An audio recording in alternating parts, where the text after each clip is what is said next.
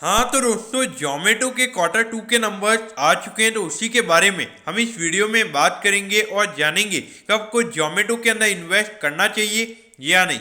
चलिए शुरू करते हैं।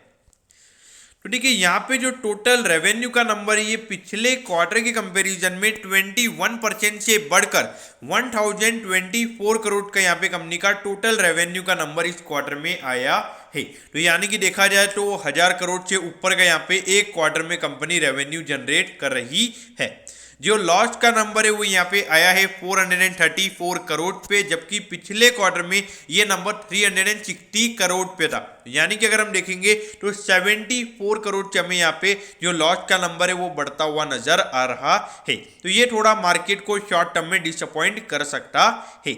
अगर हम ईयर ऑन ईयर बेसिस के रेवेन्यू की अगर हम बात करेंगे तो ये नंबर 140% से बड़ा है और 1024 करोड़ पे यहाँ पे कंपनी के टोटल रेवेन्यू के नंबर्स आए हैं। यानी कि पिछले साल इसी सेम क्वार्टर से अगर हम कंपनी के रेवेन्यूज को देखेंगे तो डबल से भी ज्यादा यहाँ पे कंपनी के रेवेन्यूज हमें बढ़ते हुए नजर आ रहे हैं।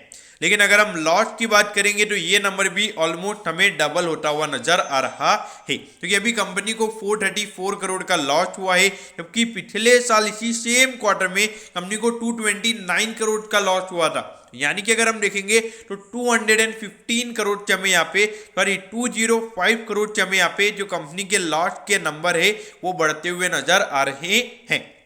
तो यहाँ पर अगर आप देखोगे तो कंपनी का जो मेन रेवेन्यू ग्रोथ है, यानी कि जो मेन जो पैसा जो मेन जो कंपनी बिजनेस कर रही है वो जो इंडिकेशन है, तो अगर हम देखेंगे तो यहाँ पे काफी अच्छी ग्रोथ हमें देखने को मिल रही है। जब तक ये नंबर ग्रो होगा तब तक ये बिजनेस में रहने वाले, तब तक ये बिजनेस से नहीं जाएंगे। और जो रही बात लॉस की, तो देखिए जो आपको यहाँ पे मार्केटिंग देखने को मिल रही है, यानी कि अगर आप हर एक दूसरे दिन आप नई जोमेटो की ऐड देखते हो तो उसके लिए वहां पर इन्हें कॉस्ट लगता है, वो ऐड के लिए इन्हें पैसा देना पड़ता है। तो अगर आप देखोगे अगर रोज अगर इनको इतनी ऐड बनानी है और इनको अगर अच्छा मार्केट अगर गेन करना है तो इन्हें मार्केटिंग पे पैसा खर्च करना ही होगा, इनके पास कोई और ऑप्शन नहीं है। तो इसीलिए मेरे ख्याल से अगर हम देखेंगे जो ये न्यू एज कंपनीज है तो यहाँ पर इनको कैसे एनालाइज करना ये ना तो मैं जानता हूं और न ही कोई फंड मैनेजर जानता है। लेकिन ये बात है कि इनमें से कोई भी एक कंपनी एक ऐसा कुछ कर सकती है जिसका आप न मैंने या फिर आपने किसी ने भी उसके बारे में नहीं सोचा होगा, क्योंकि इनके पास काफी अपॉर्चुनिटीज हैं। जो डेटा इनके पास अवेलेबल है उससे ये कुछ भी नई नई चीजें कर सकते हैं, यह बात आपको पता होनी चाहिए। अब देखिए 1,08,000 करोड़ का इस कंपनी का मार्केट कैप है। बहुत लोगों का मानना है कि ये जो मार्केट कैप है ये काफ़ी ओवर वैल्यूड है, क्योंकि जो बड़ी बड़ी कंपनीज है उनका 1,00,000 करोड़ का मार्केट कैप नहीं है। लेकिन देखिए थोड़ी डिस्काउंटिंग यहाँ पे मार्केट ने काफ़ी ज़्यादा यहाँ पे कर दी है। लेकिन मुझे लगता है कि आने वाले टाइम पे एक नया यहाँ पे रोल मॉडल हमें जो नए स्टार्टअप ये लिस्ट हो रही है, आने वाले टाइम पे कुछ कोई ना कोई इनमें से कुछ ना कुछ नया करके दिखाने वाला है। अब देखिए पिछले 4 साल से कंपनी लॉस में है, आपको लगेगा ये रेवेन्यू के नंबर्स नहीं बढ़ रहे थे, लेकिन अभी देखिए 140% का हमें ईयर ऑन ईयर बेसिस पे ग्रोथ देखने को मिला है। तो देखिए ये जो रेवेन्यू के नंबर्स है ये आने वाले टाइम पे बढ़ने वाले हैं, तो ये रुकने वाले नहीं है। और अगर 10% की भी हमें क्वार्टरली बेसिस पे ग्रोथ देखने को मिलती है तो ईयर ऑन ईयर बेसिस पे ये नंबर 40% होगा। तो देखिए अगर इतनी अच्छी ग्रोथ अगर ये कंपनी दिखाती है तो आने वाले टाइम पे एट दी एंड ये कंपनी प्रॉफिटेबल भी हो जाएगी। अब देखिए 136 पे ये स्टॉक अभी ट्रेड हो रहा है और 152 का इसका ऑल टाइम हाई है, तो यानी कि वहां से 10% का करेक्शन ऑलरेडी स्टॉक में हो चुका है। लेकिन देखिए अभी जब ये नया नया लिस्ट हुआ था तो अब अच्छा खासा ऊपर गया था, तो हम इस प्राइस के ऊपर रिलाय नहीं कर सकते।